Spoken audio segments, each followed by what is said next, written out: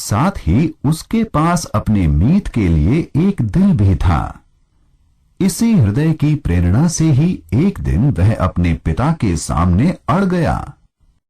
यदि दरिद्रता के कारण मेरा मीत पढ़ लिख नहीं सकता तो मैं भी नहीं पढ़ूंगा। उसकी तरह मैं भी अनपढ़ और दरिद्र ही रहूंगा।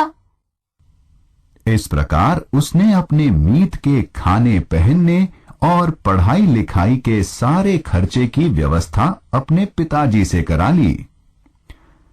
कुछ वर्षों तक पढ़ लिखकर दूसरा बालक व्यवसाय में अपने पिता का हाथ बटाने लगा, लेकिन अपने मीत को वे सारे खर्च दिलाता रहा, जिससे वह निरंतर प्रगति करता गया।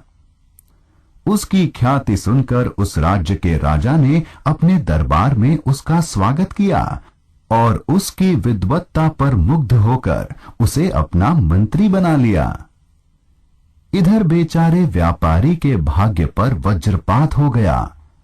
अकस्मात एक रात डाकुओं ने उसकी सारी संपत्ति लूट ली। इसी शोक में व्यापारी स्वर्ग सिधार गया। उसका पुत्र बेचारा दाने दाने का मोहताज हो गया। परिवार के भरण पोषण के लिए उसके सामने भीख मांगने के सिवा कोई रास्ता नहीं रह गया। एक दिन राजधानी के मार्ग पर अपने पुराने मीत को फटे हाल भिक्षुक के रूप में देख मंत्री को बहुत दुख हुआ। वह उसे घर ले गया। मीत के परिवार को भी बुलवा भेजा। कुछ दिन खिलाया पिलाया। एक दिन व्यापारी मित्र बोला, इस तरह हम कब तक तुम्हारे मेहमान बने रहेंगे? मुझे कुछ धन उधार दे दो, मैं फिर से व्यापार शुरू करूंगा। विपत्ति में घबराते नहीं मीत। मेरे महाराज प्रत्येक पूर्णिमा के दिन याचकों को दान देते हैं।